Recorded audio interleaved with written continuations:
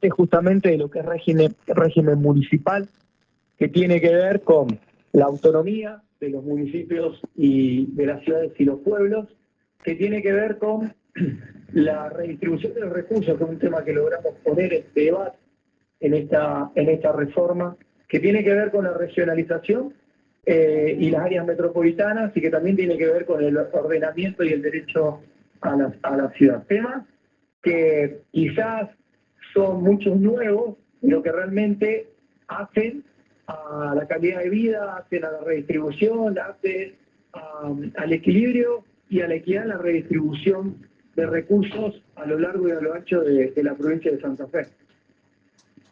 Es muy interesante esto. Bueno, mencionás el derecho a la ciudad. Hay una convención por el derecho a la ciudad que Argentina aprobó, que si bien no aparece en la Constitución Nacional, tiene jerarquía constitucional igual que los otros tratados de derechos humanos. ¿Cómo se va discutiendo esto en un momento donde, al parecer, el derecho a la ciudad cada vez se restringe más, por lo menos por lo que vemos a nivel nacional, ¿no? ¿Qué significa un poco el derecho a la ciudad para los vecinos? Bueno, un concepto que es amplio de donde lo mire y transversal de donde lo piense. Si nosotros tomamos que el 82% de la población mundial vive en ciudades, vive en comunidad, imaginémonos la importancia que tiene, ¿no? Poder dar derechos. Nosotros, desde donde lo enfoquemos, tiene una incidencia directa. Nosotros, si bien es incorporar los tratados internacionales, como bien vos lo referías, nosotros entendemos también que cuando hablamos de educación, también estamos hablando de un derecho a la ciudad. Cuando hablamos de discapacidad, tenemos que hablar de el derecho a la ciudad. Cuando hablamos de tecnología, también hay que hablar de derecho a la ciudad. Ahora, todo esto es lo que gestionamos todos los días, que en verdad lo resumo en lo que, para el oyente que está escuchando, digo, ¿no? Lo que Gonzalo gestiona todos los días en su pueblo, como lo que a mí me toca gestionar en mi ciudad, tiene que ver con que nosotros podamos ser una ciudad, una localidad con calidad de vida digna, que pueda ser equilibrada en términos de infraestructura, que la gente pueda tener una calidad de vida todos los días cada vez mejor. Bueno, eso es la integralidad. Tiene que ver con la salud, tiene que ver con la educación, tiene que ver con la obra pública, tiene que ver también con el acceso al suelo, con la vivienda, tiene que ver con el empleo, tiene que ver con poder trabajar en función de la matriz productiva. Bueno, en definitiva, todo hoy empieza a atravesar a este derecho a la ciudad. Y si no la pensamos, como te decía al principio, en un significado de comunidad, la verdad que lo único que vamos a empezar lo único que vamos a lograr hacer es incorporar una carta internacional más, pero no le vamos a poder dar incidencia real a los ciudadanos, que son los que hoy están esperando qué nos va a dejar esta reforma de la Constitución. Y ahí viene la discusión de fondo que nosotros estamos dando, que tiene que ver con la redistribución de los recursos. No podemos tener un gobierno provincial que se jacte todos los meses de anunciar el superávit fiscal que tiene, cuando tenemos territorios que realmente la están pasando mal, cuando tenemos ciudadanos de toda la provincia de Santa Fe que no tienen agua potable, que no tienen acceso a la energía, que los centros de salud no tienen los insumos. Digo, de esto estamos hablando, y a ese lugar queremos llevar la discusión, ponerle sentido común, pero sobre todas las cosas que esto tenga una incidencia directa en nuestras comunidades. ¿Considerás que esta reforma se vuelve, o que era necesaria esta reforma? Porque ha habido ahí algún debate político, ¿no? Siempre sucede con hechos como este, en donde, bueno, sobre todo el Ejecutivo, que es quien lo impulsa, ¿crees que era el momento adecuado, que eran discusiones que eran necesarias dar, o tal vez fue un poco caprichoso el momento para realizar la reforma? Nosotros entendemos que del peronismo siempre hemos sido reformistas, Claramente pedimos al Ejecutivo que se tome más tiempo, que el proceso sea de una manera diferente, que no sea de espalda al pueblo, que realmente sea a través de la participación y de la escucha activa de la ciudadanía, porque si uno toma, Luciano, los últimos procesos electorales y vemos la baja participación, claramente que la sociedad nos está diciendo algo. Con lo cual, nosotros no discutimos si era necesario o no la reforma. Lo que sí nos parecía que la forma y el modo en la que se hizo deja reflejado que solamente la reforma está planteada para que el gobernador Maximiliano Puyaro pueda ser reelecto. Cosa que claramente no estamos de acuerdo, ¿no? Pero además, ni siquiera lo disimulan, ¿no? Porque él se pone a la cabeza de la lista, siendo candidato, siendo gobernador, y en el proceso que hoy estamos dando ni siquiera se toma licencia, como tantos otros ministros. Digo, tenemos ahí al ministro Enrico, que es su departamento, senador, ministro y ahora constituyente. Entonces digo, me parece que eso muestra a las claras que la única necesidad que tenía esta reforma, o la única urgencia que tenía esta reforma era el gobernador queriendo estar en el poder mucho tiempo más. Y esto, insisto, ¿no? No participa, el único constituyente de los 69 que no está participando de ninguna comisión es el gobernador.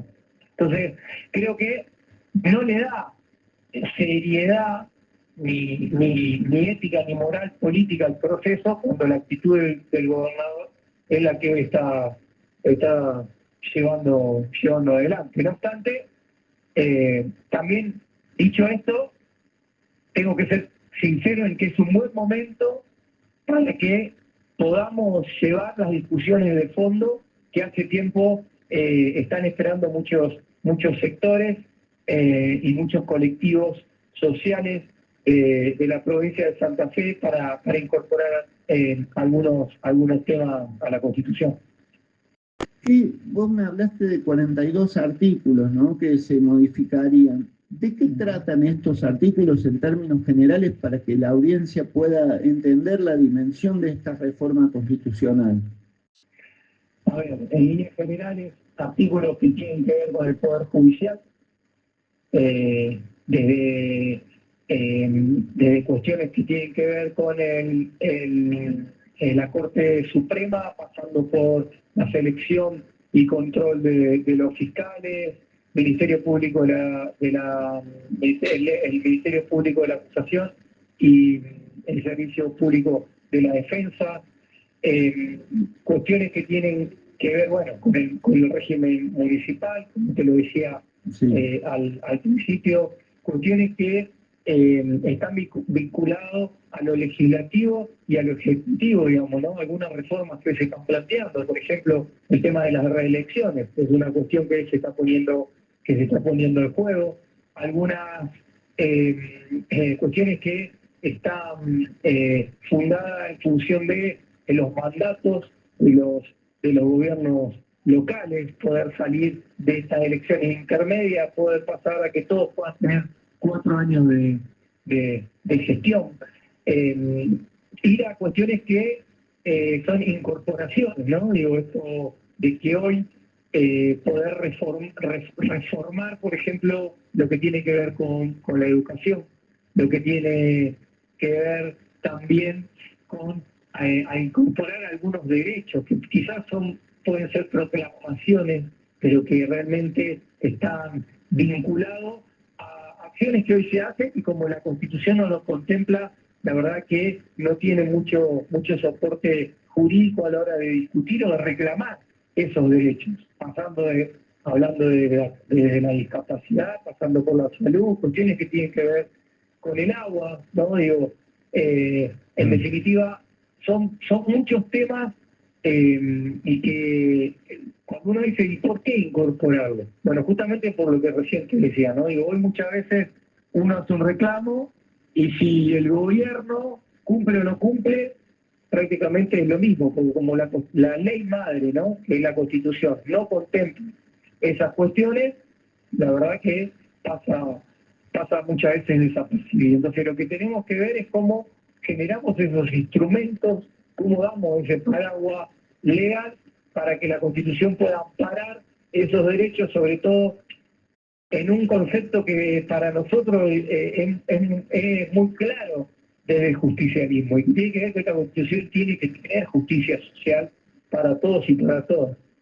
Es muy interesante lo que vos venís planteando y la verdad que cuando te voy escuchando se entiende la profundidad de esta reforma, ¿no? Ayer entrevisté a la senadora Di Gregorio y le preguntaba por la reforma de la Constitución, porque en mi visión particular yo creo que las cosas que están discutiendo de fondo, más allá, claro, de cuestiones que por ahí son picardías, como bien tú planteabas que puede llevar adelante el sector del Ejecutivo, los debates que se están dando son muy profundos. De hecho, tratan el tema del Poder Judicial, tema no menor, y que viene causando grandes debates arriba a nivel nacional, ¿no? Entonces yo le decía, bueno, esto no será el puntapié para que se empiece a discutir, no digo el año que viene o en 2 años, pero empezar a plantear nuevos debates a nivel nacional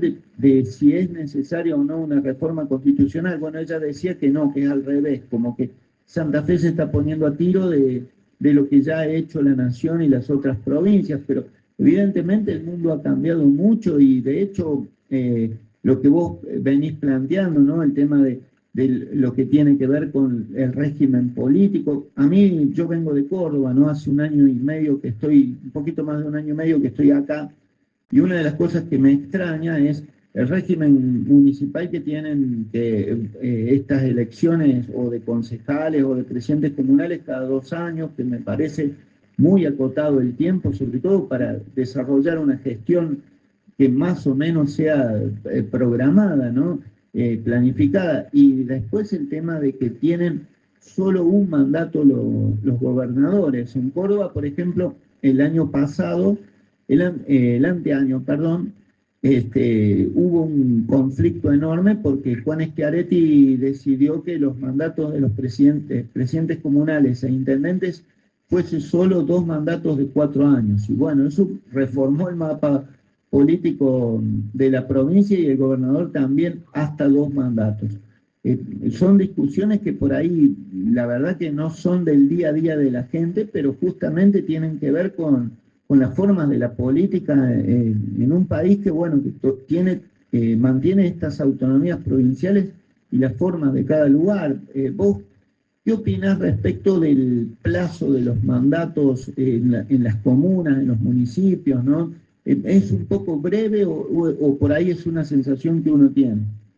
No, mira, yo comparto, ¿no? Comparto lo que vos planteás, y por eso la propuesta que nosotros hacemos es que los mandatos en las comunas sean de 4 años.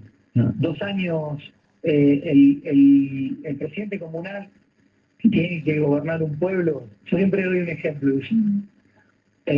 Cuando vos asumís un expediente para lo que sea en una gestión provincial, es de 6 a 8 meses con mucha suerte. Sí. Con lo cual, vos arrancás, tenés 8 meses para poder lograr una gestión exitosa, ¿no? A veces está año y medio y no logramos la gestión, pero digo, en un gobierno provincial que medianamente funcione son 8 meses. Cuando vos te diste cuenta ya estás en campaña de nuevo. Y la verdad que es imposible que un pueblo, que una ciudad, se pueda planificar y pueda sostener un proceso de crecimiento serio cuando lo que nos pasamos permanentemente en instancias electorales. Entonces, creemos que todos tenemos que ir a 4 años, que la reelección tiene que ser una reelección por categoría, no más de una, continuada, ¿no? Digo, o sea, sí. Como bien vos marcabas, son 8 años y después tenés que pasar a otro lado, digo. Y eso también me parece que incentiva a varias cuestiones, algo que hoy se toma como fundamento, ¿no? Para evitar eso, y que la gente no participa. Pero la gente no participa porque la verdad que nota que no hay recambio. Si uno visibiliza que hay expectativa de poder ser parte de un proyecto político y que en algún momento le va a tocar poder ocupar un lugar.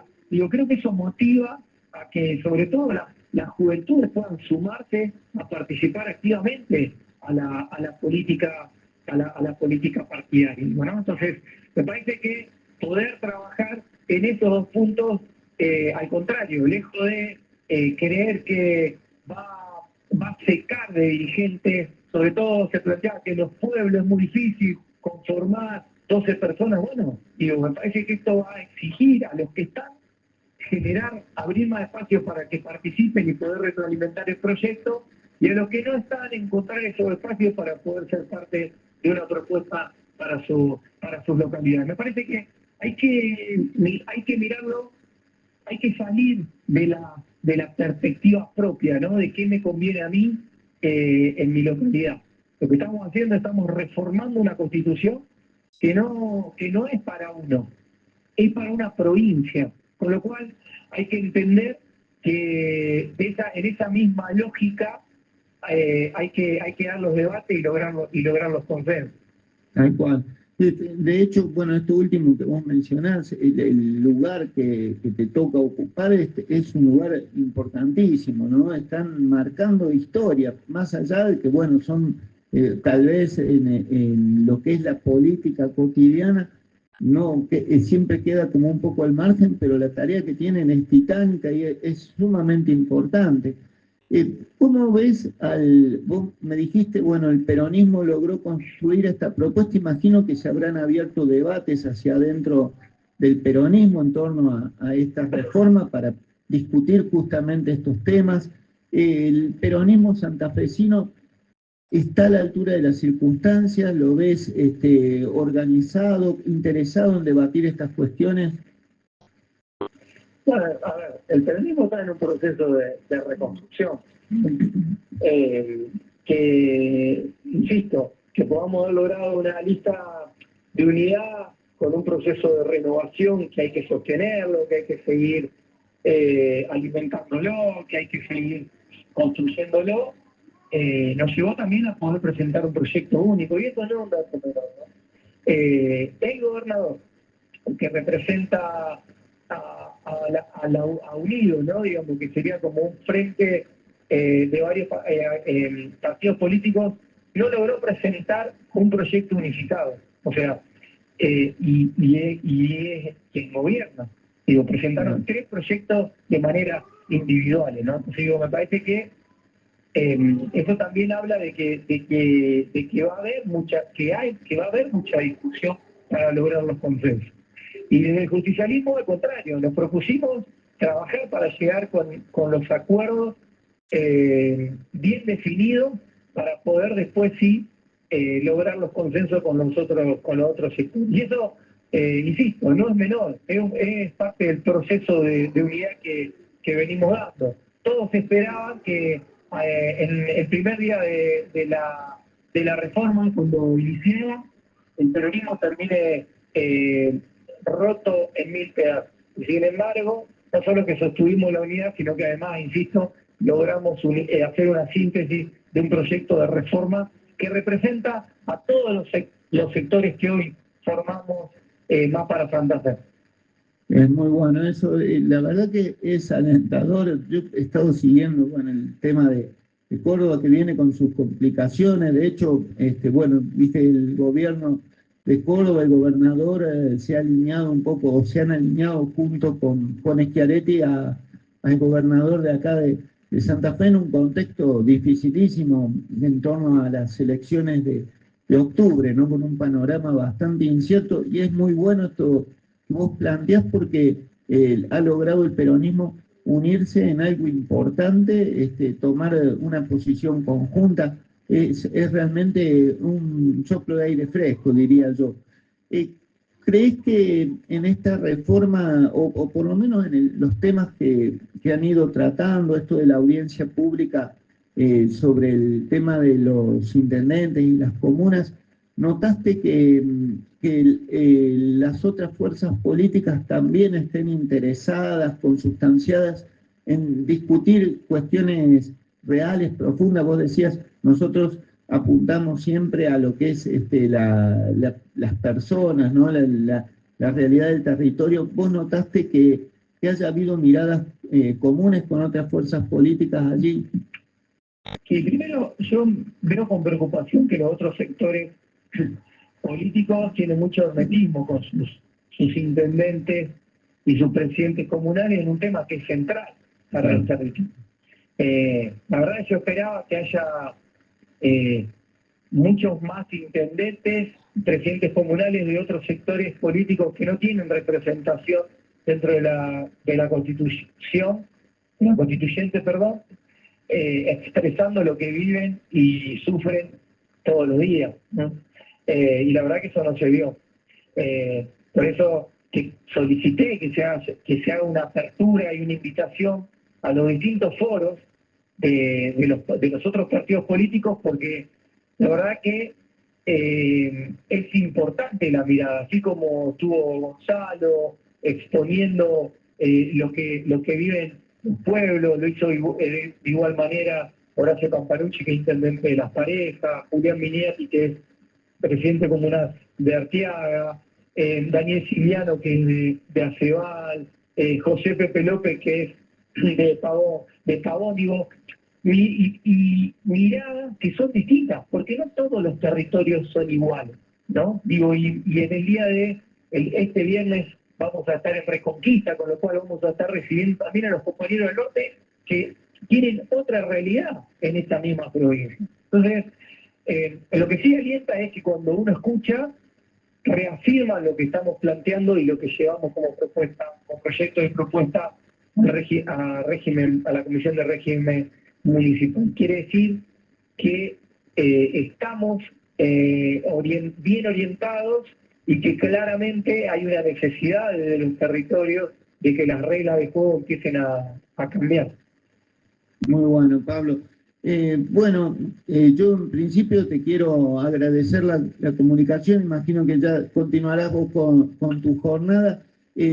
Solo hacerte una última pregunta y que podés contestarla o no contestarla.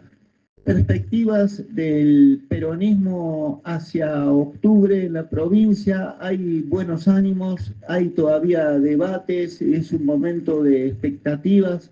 ¿Cómo lo ves?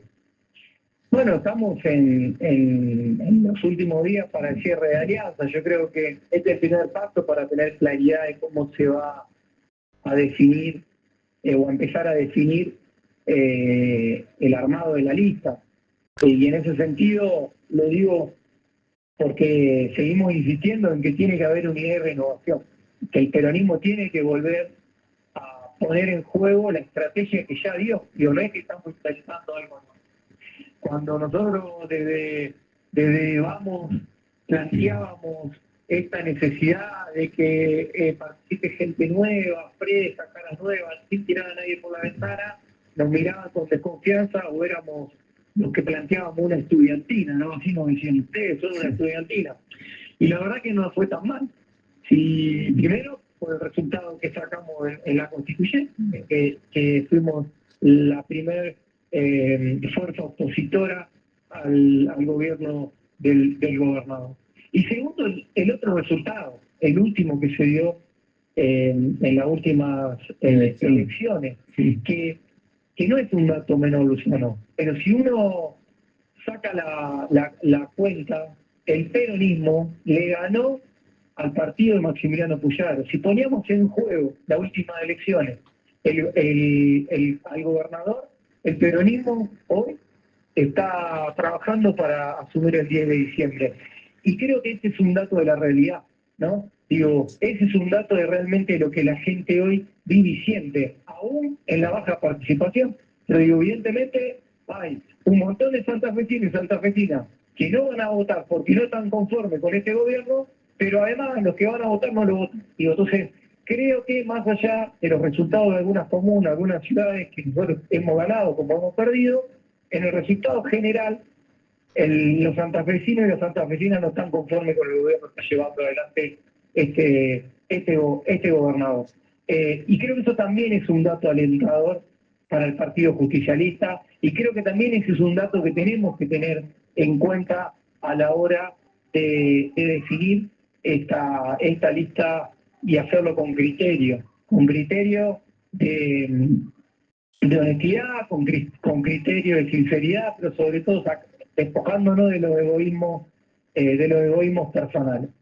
Buenísimo. Bueno, Pablo, te dejo ya continuar con tu jornada. Muchísimas gracias por la comunicación telefónica, muy, muy esclarecedor esto que has contado de la reforma y también muy interesante para analizar, creo que hay mucha tela para cortar acerca de lo que venís planteando hacia el interior del justicialismo en un momento de crisis política o de crisis de representación, llamémosle más que crisis política, ¿no? Bueno. Así es, Luciano. Bueno, mando un saludo muy grande a toda la comunidad de María Teresa y bueno, y ya que a Gonzalo, que es un amigo más compañero. Así que tengan muy, muy buen día y gracias por el espacio. Bueno, muchísimas gracias.